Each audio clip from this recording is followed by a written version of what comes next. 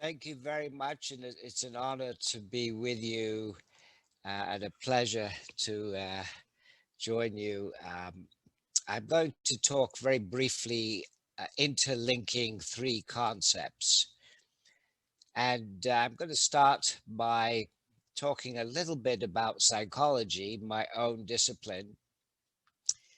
Unfortunately, mainstream psychology is characterized by reductionism and the assumption that all behavior is causally determined.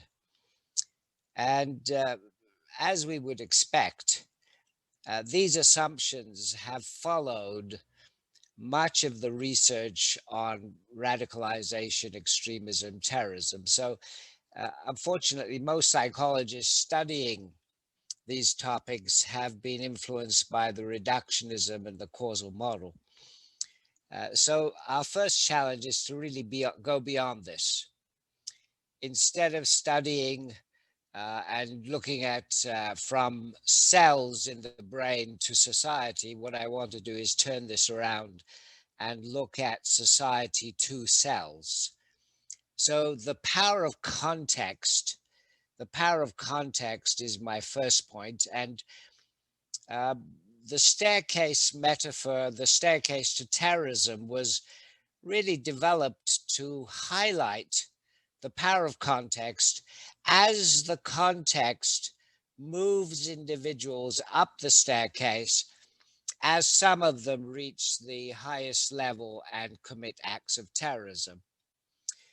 So the focus on the staircase model is the power of the context. The second concept I want to introduce is mutual radicalization. Uh, we discuss radicalization and extremism, but we often forget or we don't highlight enough that radicalization is a mutual process. Groups and individuals radicalize against others, it's never in a vacuum. So, studying radicalization always has to be in a dynamic process, interactive process, looking at the mutual nature of the process and giving highest importance to the collective nature of the process. Again, psychology being a reductionist discipline, we often forget the power of the collective.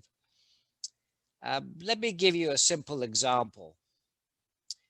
During the early stage of the pandemic, most of us experienced a shortage of certain products in shops. All kinds of products like toilet paper, detergents, all kinds of things disappeared from the shops. Now, as individuals, we can rationally work out that if everybody rushes to the shops and buys all the toilet paper they can find, there is going to be a shortage. As individuals, we know that. However, as members of society, we are often overwhelmed by collective processes.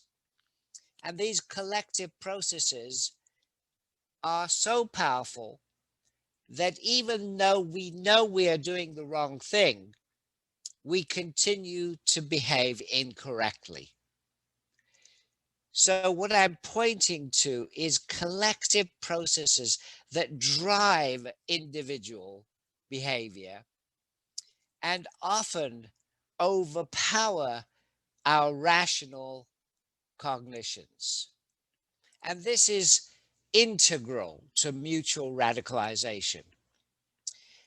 In my book on mutual radicalization, I look closely at case studies. For example, case studies within the United States of the radicalization of political groups. We often forget that it's not just violent terrorists, but also political factions that radicalize. I look at Iran and the United States as a classic case of mutual radicalization, where when you talk to individuals in the State Department in the United States and individuals in the Foreign Office in Iran, they can rationalize and see what is going wrong. But as members of a collective, they are overpowered by the collective processes. So, my first point was through the metaphor of the staircase to terrorism to focus on the power of context. The second point is the mutual nature of radicalization and the overwhelming power of collective processes in mutual radicalization. The third concept I want to introduce is political plasticity. Political plasticity. Political plasticity is about the nature of the changes we can bring about in our political behavior. How fast can we bring about changes? I first thought about political plasticity when I went back to Iran with the revolution, and we were faced with tremendous opportunities. It was like reading about the French Revolution. Here was an opportunity for Iranian society to break out of dictatorship. Women stepped forward and tried to take their place in the political arena. We had real opportunities to change Iranian society to a more open, just system. Why did we fail? Why is it that within a year after the revolution, as happens in so many other revolutions, one dictator had been replaced by another? Well, the concept of political plasticity refers to this rigidity of change in certain domains. For example, you may have noticed that every major society in the world is led by a leader. And in the vast majority of cases, this leadership is male and older. And of course, over the last 20 years, we've had a backward movement where leadership has become increasingly authoritarian. This is an area of leader-follower relations where it seems to me, if we look back over the last 10,000 years, political plasticity is extremely low. That is, we have been able to change very little. Although we have the technology to include mass participation in decision making, we could include millions, tens of millions of people in decision making. We do not do that. We rely on a single leader, most often a male, older leader. This is the kind of rigidity I'm referring to in political plasticity. There are many other areas we could discuss. Now, coming back to mutual radicalization, one of my questions, and I don't know the answer, one of my questions is, to what extent is mutual radicalization low in political plasticity? To what extent is it very difficult to change mutual radicalization processes? Let me give you an example. We know from research on group and intergroup dynamics that when people experience external threat, when they feel they are being threatened by an external force, a consequence of that is internal cohesion, increased obedience, and support for strongman leadership. That is a universal trend. This is part of mutual radicalization. As the group senses they are being threatened by the outgroup, they mutually radicalize, support a strongman leader, conform more, and obey more. To what extent is it possible to change this collective process? To what extent is it possible to transform this collective process so external threat does not lead to this kind of extremist radicalizing reaction? It seems to me that if we go back to basic acts of terrorism, including 9/11, we have to raise the question of political plasticity. To what extent are attacks such as 9/11 a result of very fixed processes, collective processes, and the reaction to 9/11 are also part of very rigid collective patterns of behavior? And to what extent can we break out of these rigidities? And the rigidities I'm talking about span thousands of years. Again, one of the shortcomings of psychology, mainstream psychology, is that all of us, just about, including myself, we were trained through 1-hour laboratory experiments. I was not trained to look at trends in change over thousands of years. I'm at home with a 1-hour laboratory experiment. So we have to break out of this training, out of this mold, and look at the world in a slightly different way. And particularly focus on the possibilities of transforming and changing these patterns of mutual radicalization, which seem to be so rigid, and these patterns of strongman leadership, which seem to be so rigid and unfortunately are very difficult to change. People often forget, they dismiss Donald Trump and say, well, he's gone. But they forget that 74 million people voted for him. They forget that he almost achieved a coup and came back to power. So these rigid patterns are very important to us. Thank you very much. I'll stop there.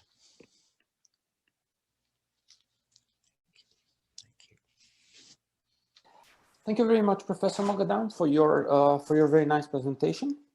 Again, I think this has been a very valuable contribution to what we've been doing for several hours today, from early morning, like 9:30 here in Slovenia. So I would like to invite any of you asking any questions. Yeah, Laura? Thank you. That was really interesting. I'd love to hear something that's optimistic and hopeful. It's just these forces sound overwhelmingly oppressive and difficult. So, I mean, again, massive question, I know, but anything to, make me feel a little bit more hopeful about the future. Well, I am hopeful about the future, mainly because of the progress made by women. In the university that I teach, until very recently, women were not allowed in. Now, in my department, the majority of faculty are female. The majority of PhD students are women. It seems to me that if we take the example of women and how they have progressed, that provides us with a model of the transformations we can achieve. And remember, women did not compete with men by saying, we're different, we want to do things differently. They said, we can take you on head on, and we can compete with you and do as well or beat you. And that's an example of enormous change. And in the area of radicalization, and particularly mutual radicalization, it seems to be, again, I'm hopeful that women coming into leadership will change the formula. The formula we have right now is mutual radicalization led by men. And my hope is that women will change this when they come into power in large numbers. Thank you very much. Any other question, comment?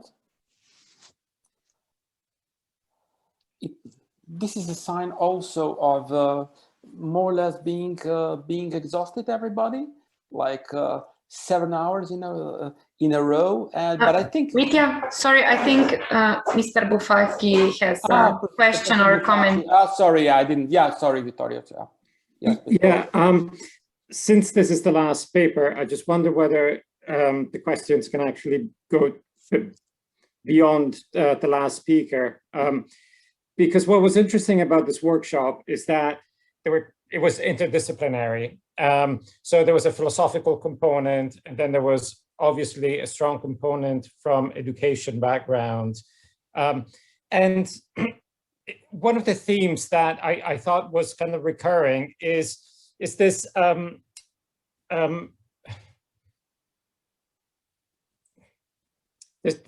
there's this famous quote from the Enlightenment that education can do all. And if we through education, we can improve mankind and so on and so forth. And obviously, I want to believe that. And in particular, there is the argument of teaching philosophy in schools, something that I believe in because I teach in a philosophy department. But obviously, when we look at things like terrorism and extremism, you also have to look at it from an empirical point of view. And I was kind of interested by the fact that if we look at the 1970s, when there was a spike of terrorism in Europe, the countries where there was most terrorism, Italy, Germany, France to some extent, these are all countries where they actually teach philosophy in schools, as opposed to other countries where they don't teach philosophy in schools. And so while ideally, how do you counter the worst type of extremism? Education. But I just wonder whether we're telling a story because we like to hear that story.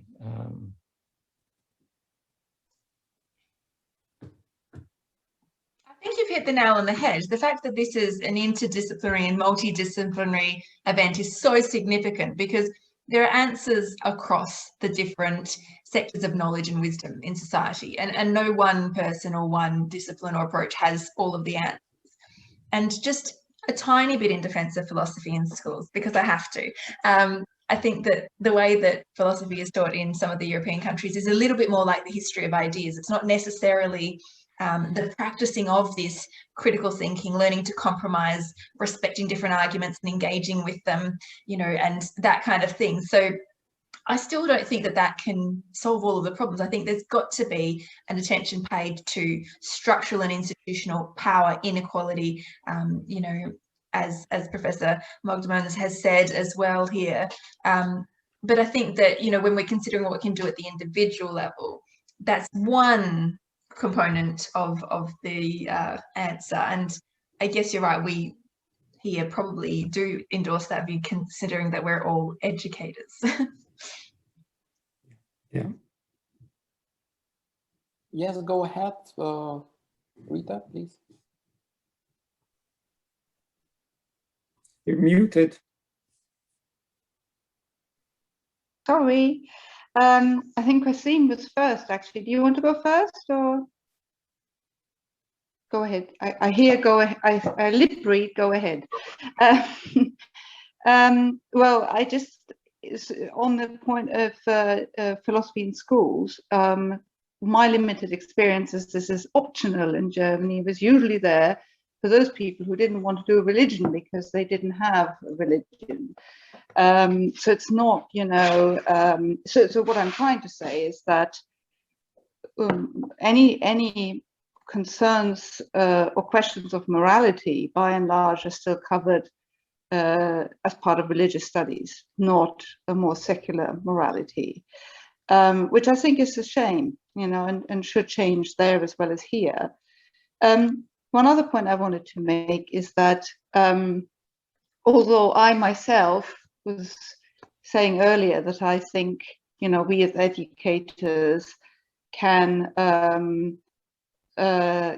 educate our students or pupils, for those who teach in schools, even our children, about what constitutes the sort of standards of communication, you know, what is unacceptable and what isn't. I also think that we are actually also, we should recognize that we are increasingly limited in terms of what we can say and what we can't say. Because you all know, of course, that there was this scandal in the north of England pertaining to showing off the Muhammad cartoons, and it was supposed to be, I think, a lesson in terms of what is unacceptable, and of course that sort of backfired. So I think one has to be quite careful as an educator as well how one approaches these topics, and increasingly I think it feels sometimes very difficult to approach certain topics, you know, topics that may offend one or other person. And I think looking at the sort of school level, although I have, you know, never taught in schools, I've got no personal experience, but it seems to me that there's a lot of pushy parents in the background who will not accept criticism of their children, and that teachers increasingly feel they can't say, or they feel they are worried to point out to parents that perhaps it is, you know, their child that is, and the education they receive at home that is part of the problem, rather than something the school does. So I think it's a lot to put onto educators to take this kind of responsibility, even though I, as I said, you know, I'm advocating it myself, but I think we ought to recognize that it's actually very difficult to do as well. Okay, I mute myself now. Yes, Professor Kassam. Yeah, I have a question about the last presentation. So this is about the notion of mutual radicalization, and the very interesting example of Iran and the US as mutually radicalizing. So there's been some discussion over the last few years of this notion of strategic empathy, which is basically the ability to get outside your own head into the mind of the other. So McMaster takes this up in his recent book. So my question is this: looking at this issue from your perspective as a psychologist, do you think that the notion of strategic empathy is a useful idea, and B, do you think that strategic empathy by one or both sides might enable us to break out of this cycle of mutual radicalization? Thank you for the question. I completely agree that strategic empathy is a very useful idea, and I discuss something like that as part of my solution to mutual radicalization. I think it's an excellent idea and a very practical one. The problem I see that in situations of mutual radicalization, the most radical extremist elements, of course, are intending to continue radicalization. For example, in the case of Iran and the United States right now, there are elements of the Republican Guards in Iran, Khamenei's groups, and there are elements of the extreme right in the United States who see it as beneficial for their political interests to continue mutually radicalizing. So I believe strategic empathy is extremely useful. What you have to do is somehow get around the influence of the destructive radicals. Did you say you've written about this as part of the solution? In my mutual radicalization book, I present a number of case studies, and then I present strategies for overcoming mutual radicalization. And I think that